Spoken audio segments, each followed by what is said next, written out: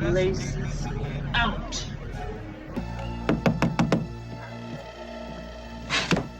Hi, I'm looking for Ray Finkel. And a clean pair of shorts. I'm open! Over here! 351! 351! Rover, sit! Hut!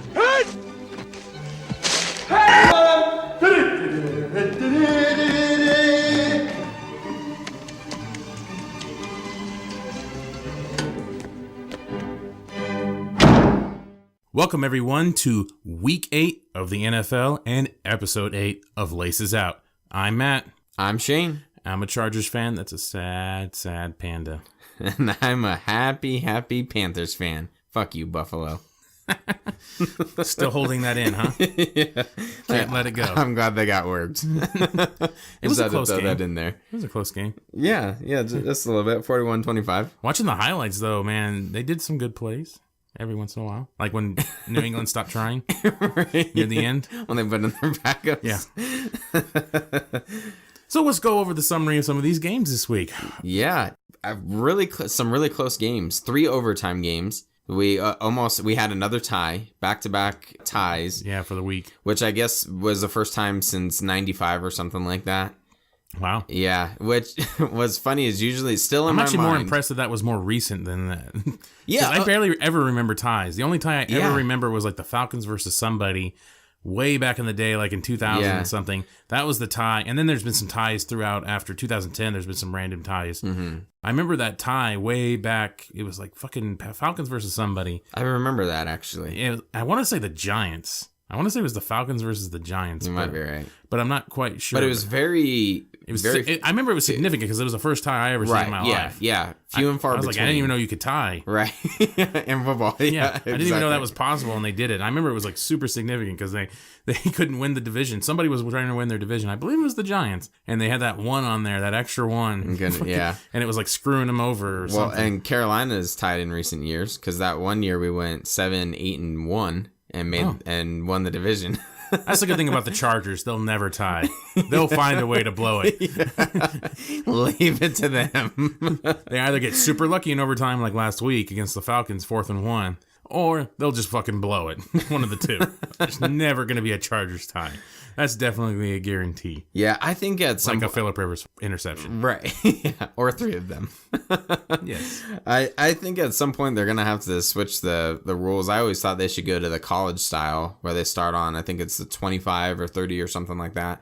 And then you get an opportunity. And then at one point, when you score the touchdown, you have to go for 2.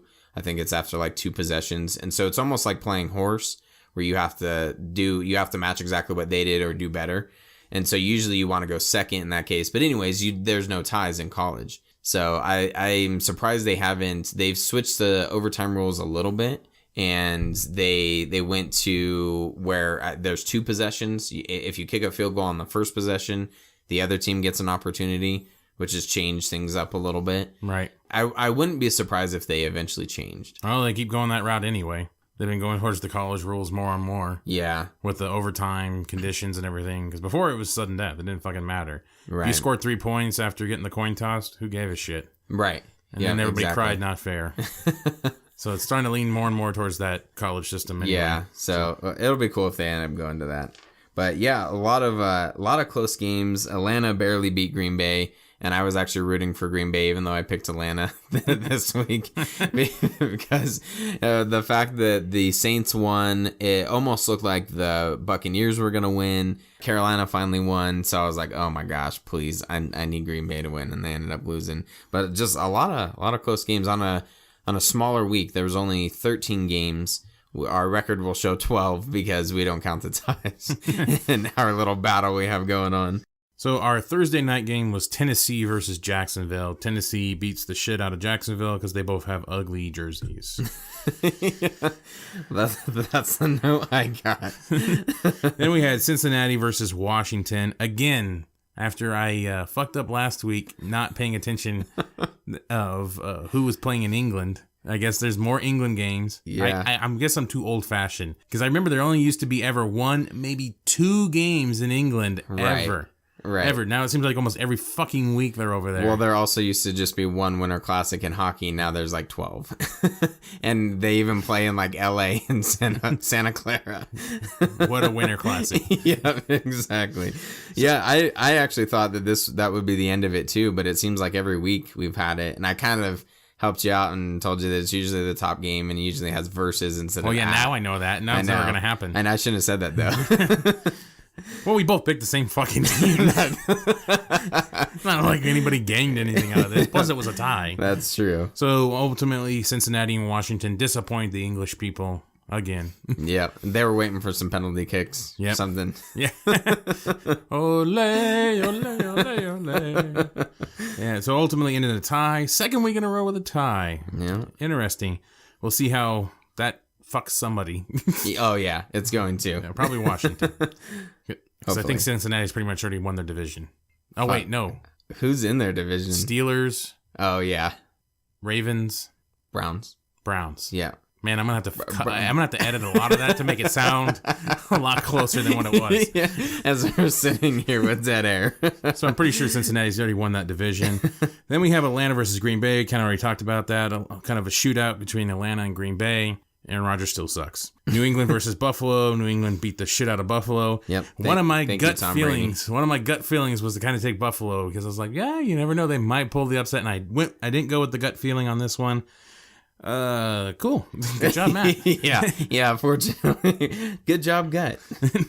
No, gut feeling was go for the Buffalo. I used brain on this. Oh, okay. Brain did gotcha. better. That's rare. Then you had the Jets versus Cleveland. Cleveland almost beat the Jets. Gosh. Jets almost got the sacrifice. Yeah. It's bound to happen, and we talked about this. We thought this might have been the week, but we both still went with the Jets because there's usually a sacrificial lamb. I think there's only been one team, the Lions, that went 0-16, right? And so there's usually someone, and if it was going to be anyone, it was going to be the Jets. They went down 20-7 at halftime, and then ended up roaring back and winning 31-28. Yeah, no, that was scary. So. I was like, really? I'm going to lose by picking against the Browns? Seriously. Like, that shouldn't happen in life. Well, that happened with Chicago, but we'll get to that. Kansas City versus Indianapolis. Alex Smith is the best. Go, Alex. He was injured for most of the game. That's why he's the best. He realized his faults and just got out of the game. Those fuckers. In Indianapolis, honestly, the reason why I picked different on this one is we were limited on the amount of games that were different. And so originally it was 2, and I spread it to 4. This was one of the 4. I took Indianapolis because I thought, you know what? Against Kansas City, I still think they're kind of overrated. I think they're like 5-2 now, but still overrated. And Indianapolis at home, I thought they had a chance. Clearly not. Yep, sounds about right. Seattle versus New Orleans. I should have known better. I had New Orleans originally when I was filling this out because Seattle looked so shitty against the Cardinals, which I'll get to the Cardinals too, the same feeling I had.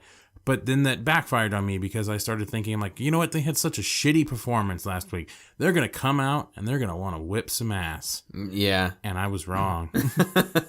They lost to that ugly motherfucker, Drew Brees. Oh, I don't know how the hell New Orleans is pulling these wins out of their asses because when I watch them, they are not, their offense can score, but they usually play against shitty defenses. And let's face it, Seattle's defense is not as good as it used to be. And neither is their offense, apparently. And New Orleans, Seattle's shitty offense made New Orleans awful defense. 29th in the league. I looked it up. 29th in the league. Seattle made them look good. So I'm like, how is that possible? And I don't care if it's in New Orleans. Jimmy Graham was going back to New Orleans for the first time since he got traded, blah, blah, blah, whatever. I still thought Seattle was going to win this, and I was wrong. Fucking piece of shit. Pete Carroll. Then we have the Las Vegas Raiders versus the Tampa Bay Buccaneers. So the Oakland takes it to the limit, goes to OT. after going down to the Tampa Bay Buccaneers. Yeah. Well, what's really sad for Tampa Bay is when the other team has 200 yards in penalties and sets the record, you need to fucking win. You need to capitalize on that, and you need to win. It didn't help that Derek Carr still threw for 500 yards and like 4 touchdowns or something like that. But when they have 200 yards in penalties, you have to, like, you can't progress down the field with 200 yards in penalties, and Tampa Bay still lost. That's at least 2 touchdowns Right, from the goal line. Yeah, pretty much. And you still couldn't do it. If they could get a penalty into the end zone, they would have won. But not in the NFL. Not yet, anyway. Just wait. I'm sure they'll come up with some stupid rule change. yeah. Face mask, touchdown. Probably. Then you had Detroit versus Houston. Houston somehow wins. Why? Yeah. I don't know. I guess Detroit is about as inconsistent as San Diego. And yeah, pretty much. I don't get this. I don't get why. Like, what? No, Osweiler's not good. There's just some disappointing games this week. I don't get it. I thought that was a lock. My record should be like 13-0. Should be 15-0. I don't care if there was only 12. Yeah, exactly. We'll count the other ones. I don't care if there was only 12 games. I won the buys, motherfucker. Then we have San Diego versus Denver. So, watching this, Phillip Rivers throws 3 interceptions. You can't win a game when you're turning the ball over that much. Yeah. Seaman, he threw a couple interceptions as well. The defense looked good, man. They were getting the plays when they mattered. They were stopping them. They caused fumbles. They caused interceptions for the Chargers. Mm-hmm. But ultimately, they just couldn't get that last touchdown. They had 2 chances with less than 3 minutes to tie it up, at least. Both times failed. It's just how the Chargers roll. I've accepted it. I'm starting to fall into the camp now that after in the next game, and one of the next games we'll be talking about, I'm wondering if Phillip Rivers is the problem, if he's the Tony Romo of the AFC West.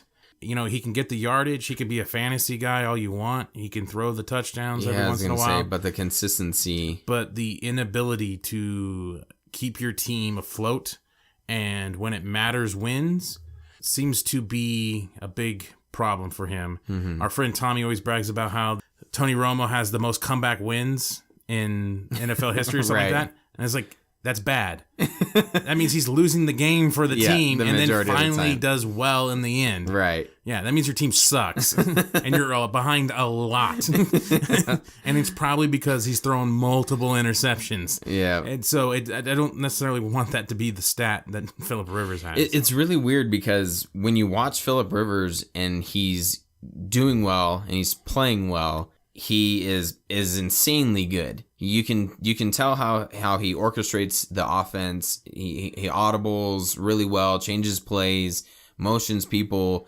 and does all these things, and he makes it look super easy. And that's when he's playing really well. But then on the other side of the coin, when he doesn't play well, it's like it's ugly. Where you're like, who the fuck is this? Yeah. He's, like complete garbage. And the interceptions. One of the interceptions were totally Tony Romo-esque. Mm-hmm. It was like right to Denver. It was just, the guy just stood there and it just looked like that Waterboy moment when the Waterboy throws the ball at the guy and he just catches it like, oh shit, thanks. And just, 62. Yeah. And just runs away with it. Like, that's exactly what it looked like. Wow. I mean, it was an actual throw. It wasn't like a little toss. Right. Yeah, I know. It might as well have been that. You. So then we had Arizona versus Carolina. Real quick. I defied the gut again and lost on this one. I was typing in the email to you, Panthers, and then I was like, oh, wait, don't need an apostrophe on the S because the swipe on my phone made an apostrophe. I click out the apostrophe, and then I started thinking about it. And then I clicked out the whole name and put Arizona, and I paid for that. Yeah, that would have been a safe bet most of the time. We've had Arizona's number, I think, in recent years anyways. I think they were saying before we're 12-5 against them all time or something like that. God damn. Yeah, and we needed it. We needed them to play shitty against Seattle and not come roaring out, and we needed to come roaring out of our bye week and just thrash Carson Palmer. The beneficiaries of an early kind of missed call and misreviewed, I'm going to admit it, Thomas Davis got his first touchdown, which is shocking because he used to play safety for us. Then he moved to linebacker and got his first touchdown on a fumble. And basically what happened is Carson Palmer was about to be sacked, and he does this shovel pass to his O-lineman. So probably should have been a incomplete pass and intentional grounding. There's no eligible receiver in the area. And they called it a fumble. Thomas Davis picks it up, runs it back for a touchdown. Then they review it, and I'm watching. I'm like, no, this is coming back. That sucks. What a great time for him to score his first touchdown. We needed this. We need this momentum. The broadcasters are saying, no, this is going to get overturned. The Mike Pereira guy is saying, no, this is going to get overturned. And guess what? It didn't get overturned. So the fumble stood, and I was like, all right, well, I'm not going to argue with that. That helps us out. And then from then on, we were just manhandling their offensive line. It looked like last year. This team looked like 2015 Carolina, where we had, I want to say, 6 sacks on Carson Palmer. We were forcing him to make horrible decisions, and it looked awesome. And then just like last year, we kind of let them start to creep back into the game a little bit. It was a relief to see. We now fly to LA, and hopefully they can keep this momentum going, because I still think the Rams are shit, and start to thrash around whoever the fuck their starting quarterback is. I can't even remember. Yeah, some idiot. Poor guy. Then we have Philadelphia versus Dallas.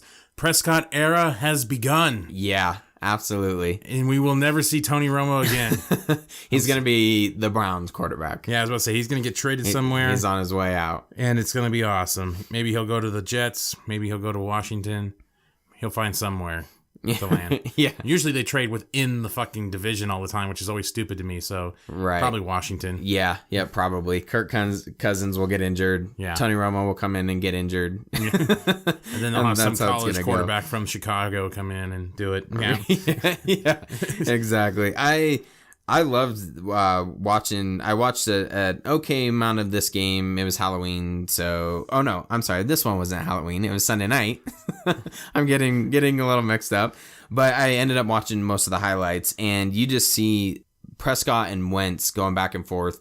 I hope that this is a rivalry that continues, and it kind of becomes a Tom Brady, Peyton Manning type thing, because it was fun to watch. Again, 2 young quarterbacks. Prescott trying to prove why I think he was like a 3rd round pick or a 4th round pick or something, and Wentz was number 2 overall. So Prescott's trying to show like, hey fuckers, you should have taken me earlier.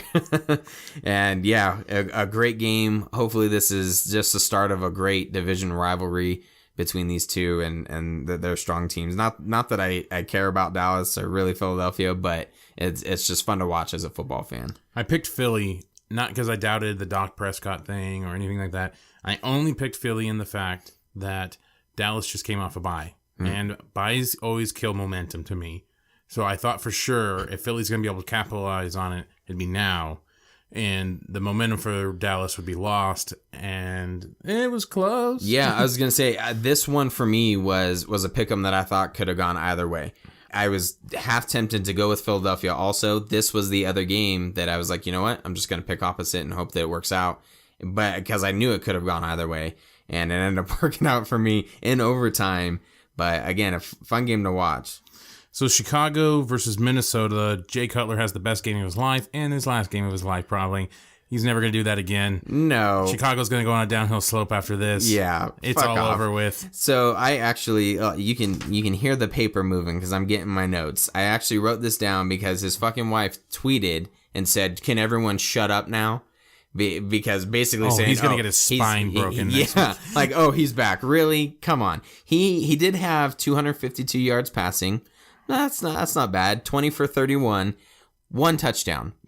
How his running back had 153 yards rushing on 26 carries. Yeah, he's back. You tell me where you think the majority of the his 20 handoffs were that good. Oh, yeah, he didn't fumble. Like, come on. I don't think so. I specifically wrote that down. I was surprised that they were 13-3. Chicago was up at the half. Yeah. And they didn't look back. And for whatever reason, Minnesota couldn't come away with the win. I was shocked by that. So now we're going to go into our Laces Out segment. Laces Out is where we pick winners and losers. I keep picking losers now. I caught whatever Shane had, and now he's picking winners. Is it getting close? Kind of. Not yet. We'll see what happens. I think it's finally back down out of double digits. I think the lead is. It might be 9 or 10. Yeah. Because I think it was 12 after last week. Yeah. So we'll have to look at it. So check it out on our Instagram. It is slowly getting closer.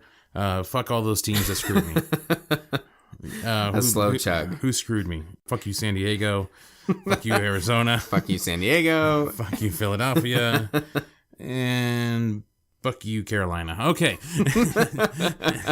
I picked you and then I didn't. That was a big one. So thanks again for everybody that's listening. Make sure you like, share, and subscribe to our YouTube page at Comic Movie Marks. Check out our podcast on iTunes or any app in the Google Play Store at Comic Movie Marks. Be sure to follow us along all season long on Facebook, Twitter, and the one and only Instagram. We have all of our picks up there every week and the scores after the week has concluded. Make sure you check out all our Let's Plays on our YouTube channel, all our other reviews. We just came out with our Iron Man review, the first Iron Man, starting off the Marvel Cinematic Universe with a bang, a boom, a blast, something like that. A flamethrower. Yeah, burning people alive, motherfuckers, burning them alive. Make sure you check that out and check out our retro reviews because we're going to come out with more of these throughout the year. Yep, should be a lot of fun. Yeah, that's only 2 months when I say the year. That's it. No, I'm sure we're going to go into more after that. Yep. Take care now. Bye-bye then. Laces out. Biatch.